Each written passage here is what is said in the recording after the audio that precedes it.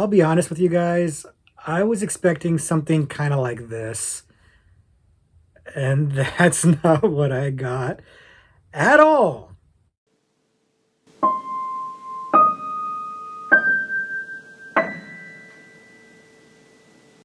Hello, everybody, and welcome back to the Horror Movie Syllabus. My name is Professor Victor, and I'll be your host as we go through all of the essential, noteworthy, interesting, and notorious modern horror films. If you're new to the channel, I recommend you check out the introduction video. There's a link to that in the description below, and it gives you a pretty good overview of what the Horror Movie Syllabus is all about. In short, we look at a particular subgenre of horror, and then I take 3 movies from that subgenre to explore and discuss. But today we're doing our Is It Syllabus Worthy series, where I've taken a recommendation by one of you guys, and I've watched it for the very first time, and then I try to decide, well, is it syllabus worthy? Today's recommendation is Barbarian. This comes from my friend Steve, who did not actually make the recommendation in the comments like most of you all usually do. He actually gave me the recommendation directly, and this is a relatively new movie that I had been wanting to see, and that somehow, miraculously, had not yet been spoiled for me. So he was adamant that I get to it right away. So here we are. Here's me getting to it. And aside from the title and the fact that it had come out last year, I didn't really know much about the movie. I knew one thing. I knew it had something to do with a basement.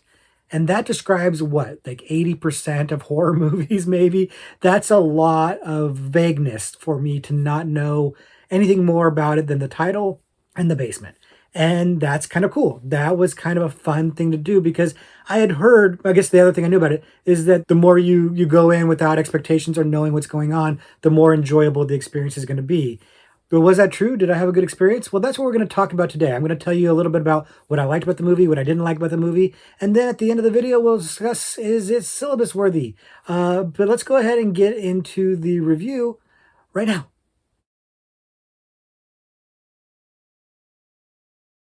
So as you already know, today we are talking about Barbarian. Barbarian came out in 2022, so just last year, and it was somewhat of a minor sensation, at least amongst the horror population. The horror fans seemed to really dig this movie. It had a really good reputation, had really good critical acclaim, got a lot of praise. People were buzzing about it, and everybody was pretty high on it. And God bless you all for not spoiling it. Everybody was really good about keeping tight about what this movie was about, what happens in it. And I think that was a really good thing or beneficial thing for me, at least, because I do think that going in unknowing and letting yourself be surprised is the way to see this movie. Now, if you're late to the party like me and you actually haven't seen it, the movie is about a woman who goes to stay at an Airbnb in downtrodden Detroit and finds that there's a man already staying there. And there seems to be some sort of mix-up with the bookings, or at least that seems to be the case. She is naturally suspicious of this situation and a little wary of this man who's being very nice and offering to let her stay so they can figure out what's going on and how to solve the issue. And she's got her, her radar on, trying to deduce whether or not she's safe, and she's taking all the precautions. And of course, things go awry because it's a horror movie, and it's a horror movie. So you're just wondering not if it's going to go wrong, but when and how. And I'm going to go ahead and stop there so as not spoil the movie any further, because to go any further would spoil the movie. And that's the thing about this movie, is maybe a little bit hard for us to talk about today without doing spoilers. I'm going to do my absolute best because it is an experience. The movie is not really what you're expecting. I was joking around about the title, but the title doesn't give you anything away. It really is kind of weird, and I had to look it up. What is the title about? What does it mean? And I guess you could argue some meaning for it in relation to the movie, but it really was a working title for the film while it was being written that just stuck. And I like that because, again, it's not tipping you off at all. The movie is written and directed by a man named Zach Kreger, and it's his first solo directing feature, and he really does a great job here. The movie is very well made. It's got a lot of really well filmed scenes that really ramp up the tension. It gives you a lot of tension, especially early on when the woman is there trying to make sure she's safe and figure out what's going on and whether or not this guy who's being nice to her is on the up and up or if he's up to no good. It really does a great job of making you feel the way she feels. Really good tension, ratcheting up the paranoia Great job there. It's got some really nice shots, some nice camera work there. It's got some good color composition. It's a well-made movie. It's also really, really well cast. The main girl is played by a woman named Georgina Campbell, who vaguely is familiar to me, but I guess she's mostly done TV, so maybe I've seen her on some sort of TV show, but I didn't really recognize her from anything specifically. And then the man is Bill Skarsgård, who you probably know mostly from It as Pennywise the Clown. And that's actually some inspired casting because that just adds to the paranoia. When Pennywise is staying at the Airbnb that you want to stay at, that gives you some trepidation. As an audience member with that meta knowledge, you are as wary of him as the lead girl is, and that works very effectively. Nice touch there. I guess he also helped produce the movie, so good on him, but he's really good in the movie. And also Justin Long shows up, and he's maybe the questionable casting choice. He's been cast against type. If you're familiar with Justin Long, he's not doing his normal Justin Long shtick here. He's playing against type, and I think that's by design. We'll get to that in a minute, but I liked him in the movie, but I know that not everybody did. But I think the casting overall is very strong. I think it's really well directed. And I think the story is interesting. It's a really great setup. The idea of this, very plausible situation where you go to an Airbnb, a house that you've rented and somebody else has also rented it. And neither of you are wrong. You've got the evidence to show you both are supposed to be here. Well, how are you going to solve that? And there's no other hotels available because of a convention. They do a pretty good job of setting up the scenario where you don't have a whole lot of choice and it's not necessarily a great situation, but you kind of have to figure out what you're going to do. And what I like about this is that it's really feeding into you and how would you respond in that situation, which I think is always the best way to have a horror movie framed, to have the audience member putting themselves in that situation. A nice touch about this movie is that your lead girl is smart. She is doing things to be safe. She is doing the kind of things that at least I would do in this situation to make sure that I'm safe, locking doors behind me, verifying things, taking a picture of the guy's driver's license, things that I've heard my friends talk about too, ways to kind of make you feel a little bit more safe, to maybe kind of try to mitigate potential risks. She does these things, but it doesn't stop her from still ignoring some of her intuition. There are certain moments in this movie where she goes and does things that you're like, don't do that, don't do that. And she does it anyways, even though she knows better. And you have to kind of suspend your disbelief a little bit there. But the movie does a pretty good job of avoiding that. Most of the movie, she's making decisions that you would probably make too if you were in that situation. Or at least you may not be happy about it, but you'd probably do the same precautions and safety checks that she's doing. And so I liked that they did that. I liked that they took the time to build that character out as a very cautious and intelligent lead character. Really helps you identify with her, root for her. And then the movie goes sideways a couple times. It actually switches up twice. There are two places in this movie where it keeps you on your toes, really, by switching the movie up completely. It just changes. And I love that. That's probably why y'all kept this quiet and didn't spoil it, so that you could have this experience. New people could have this experience watching it, and it's very effective. It, however, also kind of detracts a little bit from the realism of the movie. The setup is a very plausible real world scenario. And then as these twists come, the movie gets farther and farther away from feeling as realistic.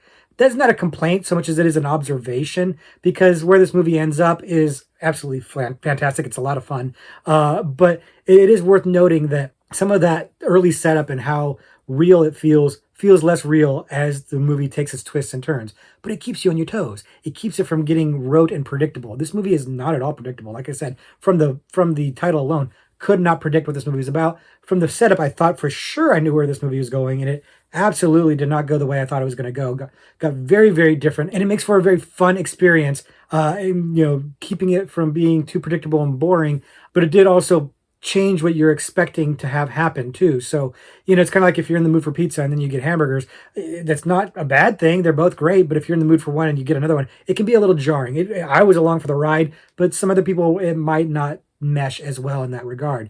And if I'm going to be on the nitpicks here, I guess I could nitpick a little bit that this movie, while incredibly fun, and it is a lot of fun, It's also not really clear in terms of like a theme or a message. It feels like it kind of should have one, but if it has one, it's kind of muddy, and I didn't really pick up on it. And not that every movie needs a theme, not everything needs to be elevated horror, but this was a good opportunity to have one because I think the setup and then the twist lent itself to having more of a message. And I think maybe you could kind of build one out and work for one, but it's not tremendously clear. Or and again, I think that that's not the intent. I think the intent of the movie, in fact, I know the intent of this movie is to have fun and surprise you, and it delivers on that like gangbusters. The director actually pointed out when he was writing this movie, he was trying to surprise himself. The thought being, if he could surprise himself, he could surprise an audience, and I think that he was driving towards that. He wanted to make sure this is not a predictable movie, and he succeeded in that. Like I said, the Justin Long casting is, I think, part of this, trying to surprise you. The Bill Skarsgård casting, trying to surprise you, and it works. The twists and turns of what happens in this movie really do wind up being a wild ride. And I got to put it out there. There's some sensitive subject matter that happens in this movie, some taboo stuff. I don't want to say it here. So if you're really concerned about it, like go check out, doesthedogdie.com or something like that and find out what trigger stuff is in this for you. Cause there's some stuff there, but I don't want to say any of that because I don't want to spoil this movie. And it would be spoilers to get too deep into that. So what I'm left with is just, like I said, nitpicking certain things. Like, oh yeah, there's some things weird. Like, who is actually posting the listings for the house? Like when Justin Long's talking on a car phone down the freeway. Like, why isn't there any wind? These are nitpicky things because I'm just trying to kind of be balanced here. But at the end of the day, I had a great time. And I understand why this movie was so popular. It's a lot about the surprises. It's also just a really well-made movie that delivers on the thrills. It's got some cool gore in it. It's got some good scares in it. It's got really good setup, and just delivers on pretty much every level. Like I said, my nitpicks are nitpicky. I don't have a lot of flaws to complain about. I had a blast with this movie. It lived up to the expectations from everybody buzzing about it. It really delivered what I was expecting in terms of quality and experience, if not in terms of story. And that's a good thing that it didn't deliver in terms of story. So that's all good marks across the board. No complaints from me here other than these tiny little nitpicks. But does that mean it's syllabus worthy? Let's find out. So it's time for that eternal question. Is it syllabus worthy? And the answer is sure. Sure, it totally deserves to be on the horror movie syllabus. It's a really good movie. It's a lot of fun. It's got a really game cast being directed by a novice director, or at least a novice solo director for feature who's doing really great early work, and I'm looking forward to seeing what he does next because really, really solid, really, really great work here. And it's definitely a fun ride, and it's delivering what you want as a horror fan for sure. The only hiccup is where to put it. It doesn't have an obvious fit in a particular subgenre. I'm sure we could squeeze it in somewhere. Maybe it's in the mystery subgenre. Maybe creepy children. I don't know. Like there's a couple places I guess you could squeeze it in, but there's no obvious fit. There's no clear cut uh, perfect subgenre for it to fit into. So it's hard for me to judge whether or not I would bump something else for it. But had I seen this movie before I made the syllabus, I would have probably tried to find a place for it. That's how much I liked it. That's worthy to me. That's syllabus worthy to me. Like I said, I can't say for sure where it would be, and I don't want to speculate too much either because again, trying not to spoil the movie and telling you some of the subgenres that maybe you could squeeze it into is already kind of spoiling it a little bit. So let's not dive into that too deep because the movie is not perfect. It's not a masterpiece, but for a first time feature for a solo director, it's really fun and it feels very fresh. The twists and turns and the surprises in the movie make it feel really maybe more original than it actually is. It's maybe not the most original movie in the world, but it feels like it is. It feels fresh. It feels new. It feels exciting. And I'm very, very glad that I got to see this before anybody spoiled it for me. So if you have any designs on wanting to see this, go see it right away before anybody else spoils it for you because it's a lot of fun to go in blind and let it kind of unfold naturally. But speaking of going in blind, I am going to now answer a horror trivia pursuit question that I have not seen before right here on camera. Let's go with the psychological category on the card because Barbarian's got a pretty good psychological aspect to it, especially that early part where the woman's trying to figure out what's going on. So I think that's a suitable category to choose. So here's the question. In 2004's The Village, Edward Walker, played by William Hurt, is the father of protagonist Ivy Elizabeth Walker, played by which actress? Okay, I know the answer to this question. We talked about the Village not too long ago.